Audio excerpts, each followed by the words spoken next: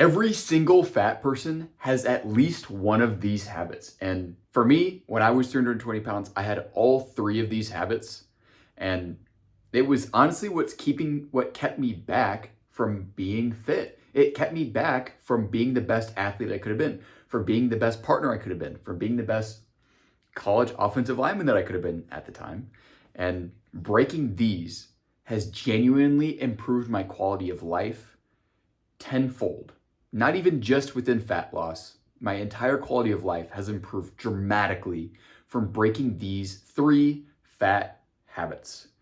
Now, number one is sleeping in. Sleeping in. Apologies for the bad handwriting there. Sleeping in is genuinely one of the worst habits I see of people who are fat and people who are not even fat. Sleeping in is going to absolutely just set a horrible tone for your day. When you sleep in, when you hit the snooze button on your alarm, you are telling yourself that it's not that important for you to get out of bed and enjoy life and go after your goals. When you choose to sleep in, you hit the little snooze button and maybe you wake up 20 minutes later. Maybe it's an hour later. Maybe it's 2 hours later. You're always going to be more tired, less refreshed, and you're going to feel shitty about yourself because you know that you could have got out of bed and you could have had 2 hours of productivity. You could have just walked for 2 straight hours, burned 300 to 400 calories, depending how fast or how slow you're walking, even 500 calories for some of you guys. And that would have been a perfect start to your day. When you sleep in, you're putting yourself in a terrible frequency. You're telling yourself that your goals do not matter that much to yourself. And when I used to do this, I was a huge proponent of sleeping in. I hated waking up early, and I honestly am not a morning person to this day. But when I slept in, it would set up the rest of my day for me to take things easy, for me to stay comfortable, for me to never make changes in my life that I truly needed to make. It's the very first opportunity for you to choose success over choosing a life of comfortability and failure. And when you wake up, and when I wake up and get out of bed, it sucks in the moment. It does. I still, every single morning, I want to hit that snooze button. I want to turn my alarm off and wake up at 7:30 instead of 6 a.m. because that would feel amazing in the moment. But as I get later into the day, when I'm feeling shitty, I'm feeling lethargic, I would know because I slept in that morning. And when I was 320 pounds, I literally always slept in.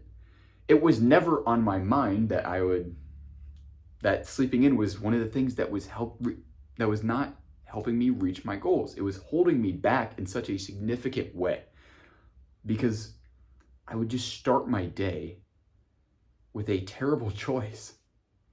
I would start my day telling myself that it's okay, I'll do it later, which brings me into point number 2 of our fat habits, which is procrastination.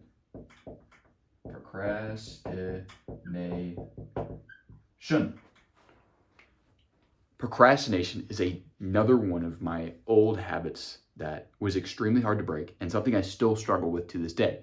Now, there's levels to procrastination. There's procrastinating of, I'll run the dishwasher later, and there's procrastinating of, well, I'll meal prep later, or I'll go to the gym later. There's levels there because, let's be honest, every single human in this world procrastinates. But fat people procrastinate on things of a way higher level than fit people. Fit people do not procrastinate on meal prepping or go to the gym. They just go. They don't think, oh, I'll do it later. I'll meal prep later when I feel ready, when I have time, when I have energy, whatever excuse. They don't do that. When I was 320 pounds, I would always, 100% of the time procrastinate to make dinner after I got home from football practice. Because as a collegiate athlete, obviously I was pretty busy. And I use that as an excuse. I was too tired. I was too busy to meal prep ahead of time to get my macros right. And what did that lead me to be? Lead me to be 320 pounds, which as a college offensive lineman, you have to be heavy. Yes. But my best friend in college started at 275 and I could have probably done that if I actually controlled my macros, controlled my eating, and I would have had a much better body composition and been much better shape because of it. But procrastination, I wouldn't meal prep anything. I would always tell myself, oh, I'll just do that assignment later. Or I'll eat right later. I'll start tomorrow. Or I'll get out of bed later. Same thing with sleeping in. Procrastination is the killer of diets. It's the number one start of inconsistent behaviors. When you start to tell yourself that you'll do these productive things later that take energy, take effort, take money, take time, when you tell yourself that you're going to do them later and not now, you are telling yourself that it's okay for you to put off your goals and reach them later, that you don't want to achieve your goals right now. And like I said, for me, that was meal prepping. When I was 320 pounds, I would never ever meal prep because I would tell myself, oh, I'll just make a good decision after practice. Maybe I'll just brown some ground beef, throw it with some potatoes, some rice, or whatever. Make some hamburger helper that's healthy. But what did I do when it came after practice? My ass was at Little Caesars, and I'd get a big, large pizza, and I get a large, or they're all the same size, but I get a Italian cheese bread with the extra seasoning on it because that shit was absolutely delicious. But that was getting me farther away from my goals. It was leading me to be extremely out of shape. I could have carried my weight a lot better. I could have been a much better collegiate athlete because of it. And procrastinating, not meal prepping, held me back in a significant way. And it was a huge fat habit that I had. Absolutely huge fat habit. And it really did derail my progress. It's something that I still work with today. Now, my procrastination does not affect meal prep anymore because that's a much higher priority for me. But procrastination could be, for me, in my example, could be folding laundry or emptying out the dishwasher. And procrastination, like I said earlier, is something that literally every human does. There's just levels to it. And fat people, like the old version of me that was 320 pounds, procrastinate with much worse things than fit people do. Lastly, the why me mentality. Why me? I'm just going to write why me because I'm not writing out mentality. Too long of a word. This was one that I secretly struggled with for a very long time. Now, let me preface this. As a collegiate athlete, obviously you have to be quite mentally strong to go out and perform at a very high level. When we go into the weight room, we would lift extremely heavy. And then after I would get off football, I would go straight to my web developer position because I wasn't just sitting on my ass all day while I was in college. I was working as well. So I'd go to my web developer position and work there. And then I'd come home, do homework, and call it a night after some Little Caesars pizza, of course. But this why me mentality held me back for so long. Instead of seeing all of those things on my daily plate of tasks to do and thinking, damn, I live a really full life. I'm extremely busy. And every single night I go to bed tired. And that's wonderful. What a privilege that is. Instead of thinking like that, what I thought was, this life sucks because I have to get up and work hard. And I don't get any time to actually enjoy my leisure, which was completely wrong because I had lots of time to still hang out with friends, play video games, and go out on the weekends. But that why me mentality of why me? Why do I have to live this difficult life? Why do I have to be 320 pounds? Why do other people who are on the team, why do they get the position over me? Why do other people get promotions at work and not me? This why me mentality held me back for so fucking long. And honestly, it's out of all the things on this list, it's probably the worst because it leads to everything else. When you procrastinate and you don't meal prep, when you don't track all of your macros and you say, I'll track my macros later today. And then you get later today and you think, oh, why me? Why do I have to track all these macros? What does it even matter for? When you start getting that victim mentality, like I would have with tracking my macros, when you get that victim mentality, it is so hard to pull yourself out of that rut. And when you start externalizing blame, when you start to blame other people for your actions, you will never make the change. You have to take the blame internally. It is, why not me? Yeah, why don't I track my macros? Start asking yourself that. Why it's not why me? Why do I have to track my macros? Why don't I track my macros? And if I had thought that way when I was 320 pounds playing college football, again, same examples, just different principles. If I had used that, and when I got beat out for the starting spot my junior year by my friend, if I would have said, why not me and why me? I probably would have tried a little bit harder. I probably would have spent a little bit more time working on my technique. I probably would have tracked all my macros. I probably would have meal prepped. I probably would have ensured that I hit my protein and my carbs goals. I probably would have reduced my body weight so I could be more anaerobically fit. But instead, I said, why me? Why do I have to live this life? I mean, why do 90% of the guys on the team not have to work jobs, but I do? Why me?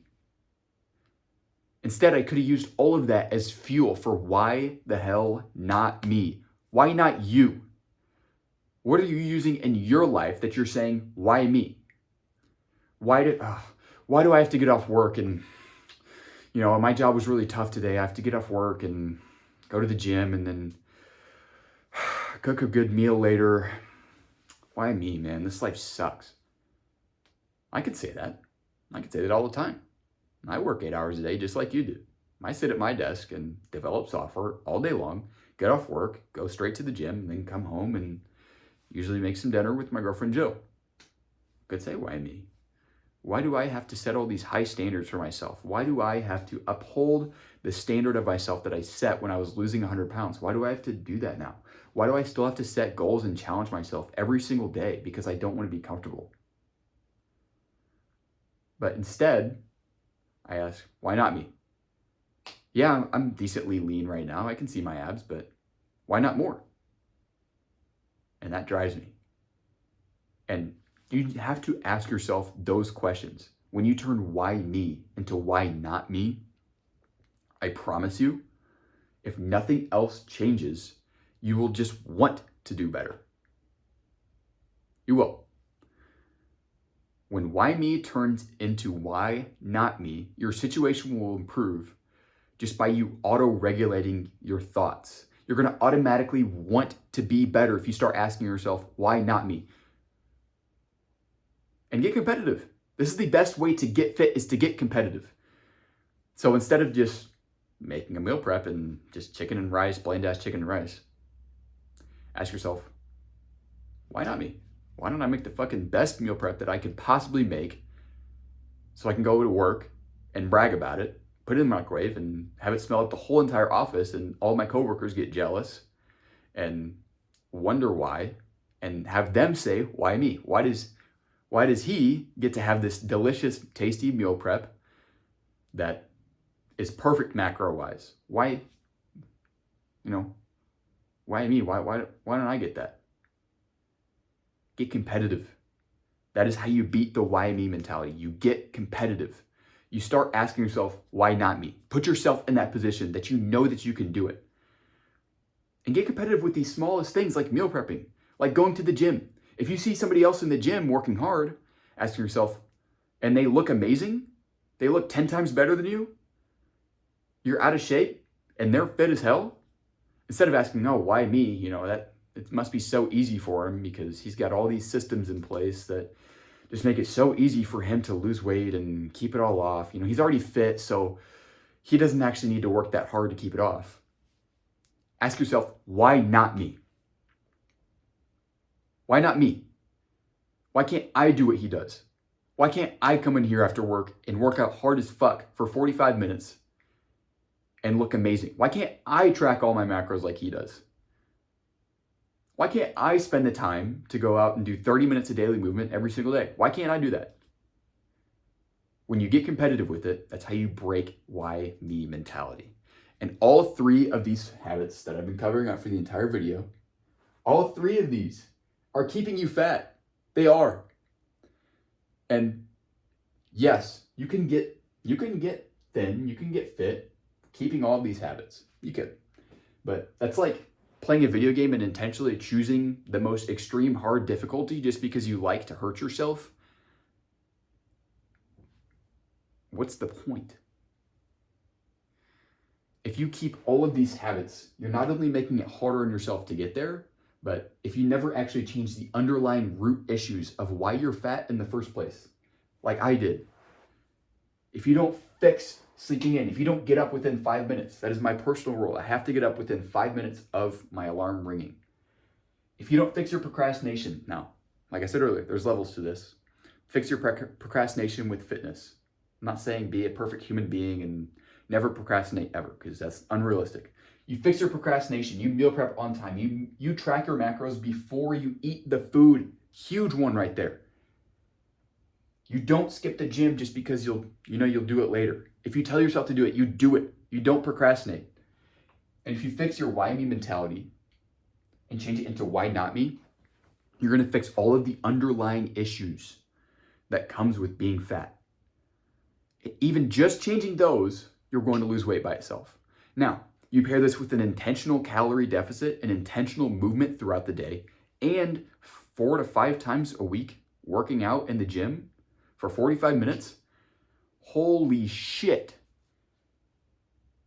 In a month and a half to 3 months, you're going to be unrecognizable. I promise you. Because you can turn all of these 3 fat habits into fit habits in less than 90 days, guaranteed. You just have to want it bad enough for yourself. But the good thing is, if you don't believe in yourself to do this, there's at least one person who does. And I believe in you, specifically you, that you can break all of these 3 fat habits, take control of your life, get in the best shape of your life, and finally enjoy the life that you're supposed to have. These 3 fat habits reduce your enjoyment, they reduce your fulfillment, and they make you unhappy. You'll never realize how good you feel later in the day after not sleeping in.